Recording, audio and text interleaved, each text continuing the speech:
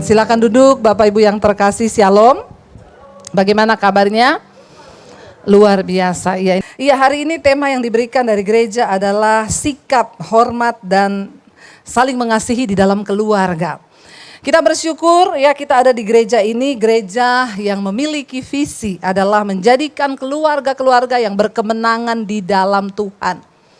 Kenapa saudara? Karena semua diawali dari keluarga.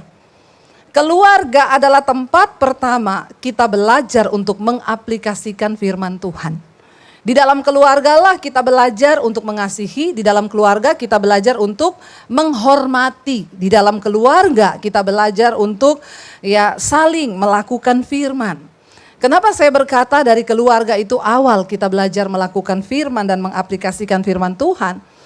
Karena percuma kita di luar hebat, percuma saudara punya nama, percuma saudara menjadi pemimpin yang terkenal atau saudara memiliki kesuksesan di luar. Tapi kalau di dalam rumah tangga keluarga kita sendiri kita tidak mampu menjadi pelaku firman, maka semua itu adalah kebohongan dan kemunafikan. Katakan amin. Makanya banyak orang kadang konseling sama saya, suami saya itu Bu, kalau di luar itu kayak malaikat. Pokoknya kalau ada dia teman-temannya ketawa.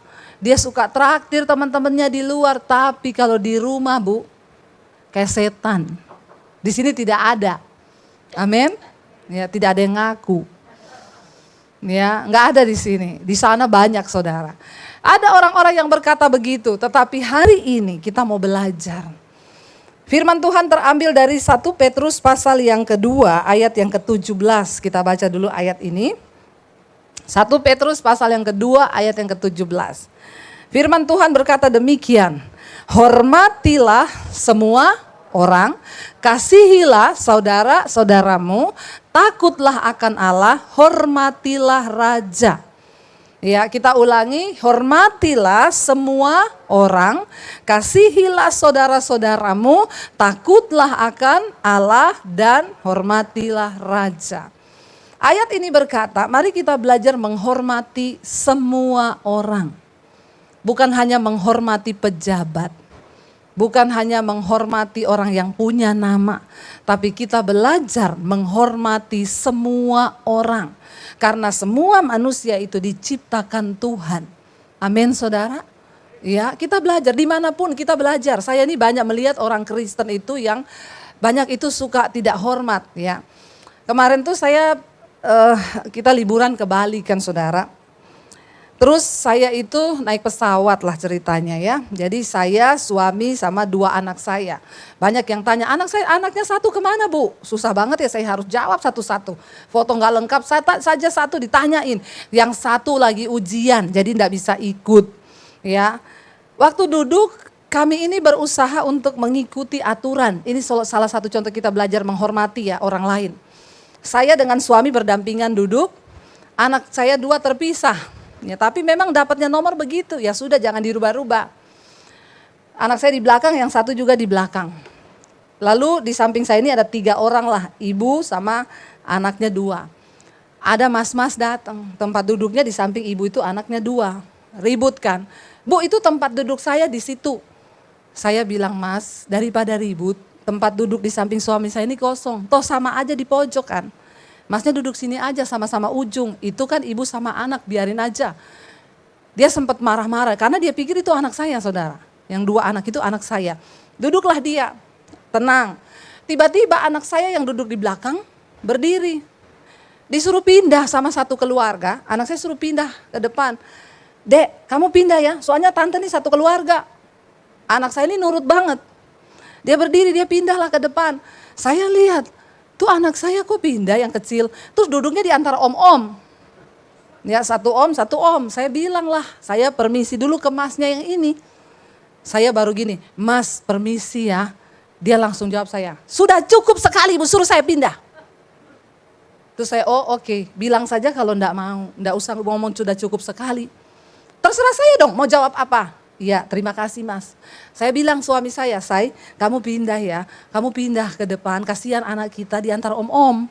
Kamu pindah ke sana aja biar anak itu yang pindah ke sini. Suami saya berdiri, dia pindahlah ke depan. Masnya ngeliatin anak saya datang. Dia mungkin berasa, dia langsung bilang, "Bu, saya minta maaf ya. Nggak apa-apa mas, itu tadi bukan keluarga saya. Tapi karena saya lihat masnya ribet, berantem sama mereka, saya suruh duduk aja biar aman, terkendali. Nah ini yang anak saya mas, anak saya juga dipindah sama keluarga belakang." Terus nggak ngomong terima kasih lagi, ini orang Kristen yang tidak menghormati orang nih. Saya lihat dia nggak ngomong makasih, anak saya suruh pindah. Saya bilang, "Dek, kamu pindah sini aja." Masnya, "Iya Bu, sorry banget, saya tadi salah sangka." Kita belajar saudara, di mana saja kita belajar menghormati semua orang. Ini orang-orang Kristen nih paling banyak. Saya tahu yang suruh pindah anak saya itu orang Kristen itu. Karena dia nggak tahu aja itu anaknya Debbie Buster. Kalau dia tahu pasti saya bawa dalam khotbah ini. Biar dia bertobat kalau dia dengar. Bukan apa-apa, kita ikuti yang sudah ada, hormati semua yang ada. Ya jadi saya bilang masnya itu bukan anak saya. Iya Bu, maaf banget ya Bu, maaf. Tadi saya pikir itu anak ibu. Iya, anak saya juga dipindah orang mas. Tapi dia udah gak enak, udah gak apa-apa. Saudara, ayat ini berkata, mari kita belajar hormati semua orang. Walaupun saudara lebih kaya, ada yang lebih miskin, jangan memandang rendah. Karena di hadapan Tuhan kita ini semua sama. Mau sama pembantu, mau sopir, mau siapapun kita belajar untuk menghormati semua orang. Ayat ini berkata, kasihilah saudara-saudaramu. Saudara yang bagaimana Bu? Yang baik kan? Walaupun jahat kasihi. Doakan kalau dia dalam kesusahan. Bantu walaupun dia jahat. Kalau kita bisa berbuat baiklah. Karena itu yang Tuhan mau. Kenapa? Engkau berbuat baik itu bukan untuk orang lain, tapi untuk dirimu sendiri. Amin. Semua kebaikan yang kita tabur akan kita tuai satu saat nanti. Walaupun kita nggak menuai dari orang itu, dari tempat lain Tuhan akan memberkati kita saudara. Karena Alkitab berkata, roti yang dibuang ke dalam air, ya itu akan engkau dapati beberapa saat kemudian dia tenggelam, nanti dia naik lagi. Artinya apa? Segala kebaikan yang kita lakukan tidak akan Tuhan itu nggak pernah berhutang. Taburlah benih baik. Nah sekarang temanya adalah sikap hormat dan saling menghargai, mengasihi di dalam keluarga. Kalau kita memulai sikap ini di dalam keluarga, saya yakin dan percaya, maka di luar pun kita akan bersikap demikian. Tetapi kalau kita hanya di luar membangun pencitraan, maka kita akan menjadi orang yang munafik. Di luar sama di rumah kita berbeda. Nah saya ingin kita baca sama-sama, mari kita buka Kolose pasal yang ketiga, mulai ayat yang ke-18. Saudara, kita bersyukur. Kita punya Alkitab. Di Alkitab ini semua ada. Yang salah itu kalau orang tidak baca Alkitab. Ya. Orang paling bodoh di dunia ini bukan orang yang tidak sekolah, tapi orang yang tidak mengerti kehendak Tuhan. Firman Tuhan berkata, Tuhan menulis hukum-hukumnya di dalam hati nurani manusia. Sekalipun kamu gak baca Alkitab, kamu tahu mana dosa, mana tidak dosa. Bangsa Israel ketika dibawa keluar dari perbudakan di tanah Mesir menuju tanah perjanjian, mereka itu belum punya Alkitab. Jadi setiap kali ada masalah tanya ke Musa, konseling ke Musa, masalah keluarga, masalah berantem, masalah apa, semua konseling sama Musa. Nanti Musa tanya Tuhan, Tuhan kasih jawaban, baru dia jawab bangsa itu. Satu kali Tuhan tuh ngomong sama Musa supaya bangsa ini tahu aturan dan tidak usah tanya-tanya kamu. Aku memberikan kepada mereka hukum. Ya, ini hukum-hukumku. Lalu Tuhan beri 10 hukum. Ya, jangan ada padamu Allah lain, jangan membunuh, jangan berzinah, jangan bersumpah palsu dan lain sebagainya. Kenapa Tuhan memberikan hukum kepada manusia? Supaya hidupnya lebih teratur, lebih tertib. Ya. Kita bersyukur di Alkitab itu kita diberikan aturan-aturan di dalam sebuah keluarga. Kenapa keluarga begitu penting? Karena keluarga ini miniatur kerajaan Allah. Makanya gereja di tempat ini memiliki visi keluarga yang berkemenangan di dalam Tuhan. Itu yang penting, kita diselamatkan, seisi rumah kita diselamatkan. Kolose pasal 2 ayat yang ke-18 ya, dikatakan 3 ayat 18 di sana dikatakan begini. Ini buat istri-istri dulu. Mari istri-istri baca dengan suara yang nyaring. 1 2 3. Hai istri-istri, tunduklah kepada suamimu sebagaimana seharusnya di dalam Tuhan. Amin ibu-ibu. Aminnya rela ya? Rela. Istri-istri kita disuruh tunduk kepada suami sebagaimana seharusnya di dalam Tuhan. Bukan di luar Tuhan. Bapak-bapak perhatikan ayat ini, kalau engkau sebagai suami hidup takut akan Tuhan, di dalam Tuhan, otomatis pasti istrimu tunduk kepadamu. Amin. Saya pernah memberi sebuah gambaran, sebuah contoh di sini bapak-bapak yang WA, Bu, minta ayat yang tentang istri tunduklah kepada suamimu. Ibu kirimin di WA saya tanya buat apa? Mau saya kasih ke istri saya. Saya bilang sebelum saya kirim itu, saya kirim dulu yang buat Bapak. Kalau Bapak sudah baca dan Bapak merasa sudah melakukan, baru Bapak layak untuk kirim ayat itu ke istrimu. Jangan pakai ayat untuk senjata saling tembak-menembak. Ini saya tadi ngomong gitu, pasti ada bapak-bapak yang cubit istrinya. Tuh, dengar tuh, tunduk pada suami. Jangan gitu dulu ya, karena abis ini ada yang untuk suami. Lalu dia tanya, apa Bu ayatnya? Nih ayat yang ke-19 dikatakan, baca sama-sama terutama suami-suami. 1, 2, 3, hai. Kasihilah istrimu dan janganlah berlaku kasar terhadap dia. Amin bapak-bapak. Satu tok yang kenceng. Ya, siapa itu yang kencang? Nanti dapat sepeda di belakang. Saya bilang, Pak, apakah Bapak sudah memenuhi ayat ini? Kasihilah istrimu dan janganlah berlaku kasar terhadap dia. Oh ada ya Bu? Ada Pak. Ada buat suami. Kita disuruh mengasihi istri, artinya apa? Firman Tuhan bilang kasih itu sabar, kasih itu murah hati, kasih itu tidak sombong, kasih itu tidak mencari kepentingan diri sendiri, kasih itu rela berkorban. Sudahkah Bapak melakukan itu terhadap istrimu? Dan jangan berlaku kasar. Berlaku kasar artinya apa? Istri gak mau dipaksa. Ya, ada istri yang tanya sama saya, Bu, kan ayat itu bilang tunduklah kepada suami ya. Maaf ya Bu, suami saya pernah mau menjual saya ke temennya. Karena kita tidak punya uang. Saya dipaksa, saya gak mau Bu. Dia bilang, hai istri, Alkitab bilang tunduk sama suami. Saya bilang sama suamimu, saya disuruh tunduk sama suami bukan sama setan. Lu setan kalau lu jual saya ke orang lain. Setan gak saudara? Itu tidak perbuatan di dalam Tuhan. Kalau di luar Tuhan saudara bisa tidak tunduk. Tadi Alkitab itu berkata, istri tunduk kepada suamimu di dalam Tuhan. Kalau suami melakukan suruh dosa seperti itu, ya jangan mau. Karena itu bukan suami. Itu setan yang menjelma pura-pura jadi suamimu. Mana ada suami itu mengasihi istri dia mau jual walaupun ke temennya hanya demi untuk uang. Nggak ada suami, tapi memang di Jakarta ini banyak hal bisa terjadi saudara, ngeri. Dan itu bahkan di dalam kalangan keluarga Kristen. Ayat ini berkata suami kasihi istrimu, jangan berlaku kasar terhadap dia.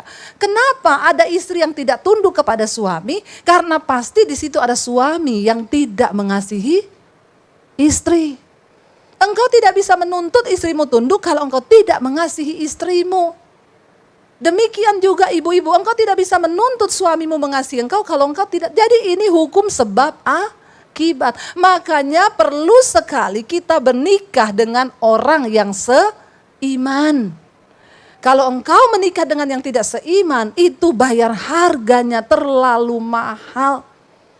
Kenapa saya bilang begini? Kalau seiman saja belum tentu seimbang loh.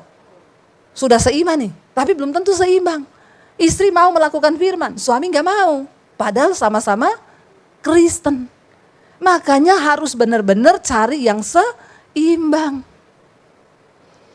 Yang muda-muda di sini, kalau engkau punya pacar, tidak suka dengan firman, gak suka dengan hal-hal yang berbau rohani, putus saja dari sekarang. Apalagi engkau suka melakukan kebenaran. Tapi pacarmu gak mau putus, mending saudara bayar harga dari sekarang. Daripada nanti. Ya kalau saya bilang lebih baik gak nikah sampai ya lama daripada nikah tapi salah. Ya jadi neraka saudara. Pernikahan yang tidak seimbang, tidak mau menjadi pelaku firman itu sulit. Banyak orang akhirnya menyerah dan memilih untuk bercerai. Kenapa? Tidak seimbang, gak seiman. Ketika kita ini mau komitmen untuk tunduk pada firman, itu yang benar. Alkitab berkata begini saudara. Saya selalu berkata begini, orang tua. Waktu kita ini membangun rumah tangga berdua, kita berdua punya prinsip. Kita membangun rumah tangga dengan prinsip firman Tuhan. Kenapa? Karena pernikahan itu seperti sebuah kapal. Nakodanya siapa? Suami dan istri yang harus bekerja sama. Karena nakoda itu nggak bisa sendiri. Dia bisa setir sendiri, tapi buang jangkar, untuk gulung tali dia perlu orang lain. Demikian suami istri membawa kapal ini untuk terselamatkan. Itu tanggung jawab suami istri. Jangan pernah melibatkan mertua atau orang tua di dalam rumah tanggamu. Saya banyak menemukan orang bercerai. Kenapa? Karena orang tuanya ikut terlibat. Bertobat saudara, sebagai orang tua kita hanya bisa mendoakan anak-anak kita, menantu kita, untuk kamu pilih jalan yang terbaik. Kalau sudah itu jalanmu yang terbaik, silakan kamu jalani. Mama berdoa rumah tanggamu diberkati Tuhan. Kemarin ada yang konseling, Bu, suami saya selingkuh. Dan parahnya mertua saya menyetujui perselingkuhannya. Karena mamanya menyuruh saya bercerai, anaknya suruh gugat saya cerai di pengadilan. Kata mamahnya, yang ini lebih baik, sering ngasih mama uang. Ini mertua mata duitan. Bisa disogok pakai duit. Kenapa? Karena menurut dia yang baik itu cuma yang kasih uang. Lalu akhirnya dia mendukung perceraian anaknya. Makanya saya selalu bilang sebagai suami, engkau juga jangan bawa-bawa makmu dalam pernikahanmu. Apalagi ngomong ke istrinya. Mama saya tuh ngomong loh, kamu itu harusnya begini, begini, begini. Kenapa Alkitab berkata orang menikah itu meninggalkan ayahnya dan ibunya menjadi satu dengan pasangannya? Artinya apa? Kalau ada nilai yang baik dari orang tua kita, ambil itu. Tapi orang tua tidak boleh masuk mencampuri rumah tangga anak-anaknya. Itu yang bikin kacau. Ya, saya dan suami punya prinsip. Kita berdua yang bawa kapal ini sebagai nahkodanya. Kenapa perlu seiman? Supaya satu belok kiri, yang satu menopang sama-sama belok kiri. Jangan satu mau belok kanan, satu bilang enggak, saya mau ke kiri. Terbelah dua lah kapalmu, kacaulah anak-anakmu. Amin. Suami istri harus bersepakat. Sekali lagi jangan melibatkan orang tua. Orang tua jangan terlalu kepoin urusan pernikahan anak-anakmu. Biarkan anak-anakmu menjalani itu. Mereka menjadi dewasa, kita cukup berdoa. Karena namanya orang tua pasti cenderung membela anaknya. Tidak mungkin dia bela mantunya. Kecuali itu tadi, mantu suka kasih.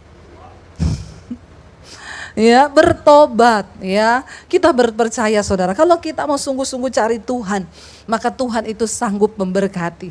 Asal suami istri kuat, saling menghormati, saling mengasihi ya. Dan kita belajar saudara, maka Alkitab bilang lakukan segala sesuatu seolah-olah untuk Tuhan dan bukan untuk manusia. Di dalam rumah tangga itu tadi saya bilang, saya setiap hari melayani suami saya. Bangun pagi saya melayani dia. Kenapa saya melayani dia dengan sukacita? Apa yang saya minum, saya beri dia minum. Ya, kalau pagi sekarang saya bikin ramuan, jamu saudara. Ya, jahe, kunyit, serai, semua diiris seduh air panas. Dikasih jeruk sama madu, itu bagus untuk mencuci pencernaan kita. Ya, saya bikinin suami saya yang menyehatkan saya, yang terbaik bagi saya berikan itu buat suami saya. Apa yang saya makan, dia juga makan. Kenapa begitu? Karena ada suami yang mengasihi istri yang tidak berlaku kasar kepada istrinya. Tapi kenapa ada orang bikin jus ditaruh sianida? Karena istrinya ini bikin dengan hati yang terluka. Hati-hati saudara, kebencian itu adalah benih dari pembunuhan. Makanya Yesus berkata, barang siapa membenci saudaranya, dia adalah pembunuh manusia. Mengerikan kan? Di dalam rumah tangga kalau suami istri mau melakukan firman, saya yakin rumah tangga kita menjadi rumah tangga yang diberkati Tuhan.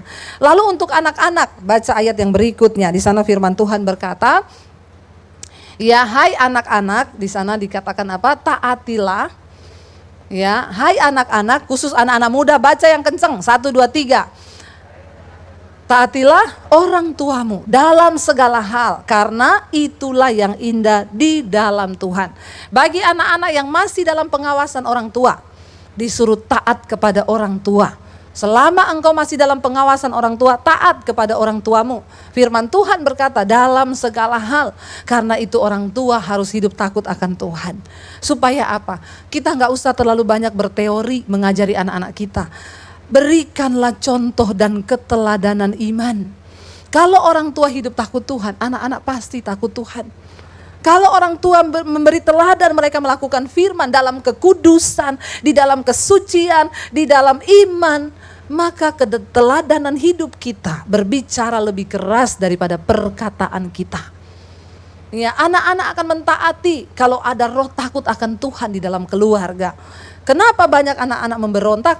Kenapa banyak anak-anak masih SMP udah pacaran? Mereka mencari saudara pelampiasan di luar. Ya, kalau saya bilang sekarang banyak anak remaja aja sudah jadi simpenan om-om, sugar daddy. Kalau masih muda dan kaya, kalau sudah tua diabetes, daddy sugar. Kenapa banyak anak-anak remaja jatuh ke pelukan om-om? Karena dia tidak mendapat perhatian dan kasih sayang di dalam keluarga. Penting bagi kita suami istri hidup dalam rukun bersama supaya anak-anak kita mendapatkan kasih itu di tengah rumah tangga. Mereka tidak jatuh dalam pelukan. Coba kita lihat ayat yang berikutnya, ini sangat berbahaya. Buat bapak-bapak lagi, baca, memang bapak-bapak banyak ayatnya ini. Ya, karena banyak bapak-bapak tidak bertobat. Ini bapak-bapak yang di sana, bapak-bapak di sini semua, insya Allah. Baca sama-sama bapak-bapak dengan suara nyaring, 1, 2, 3.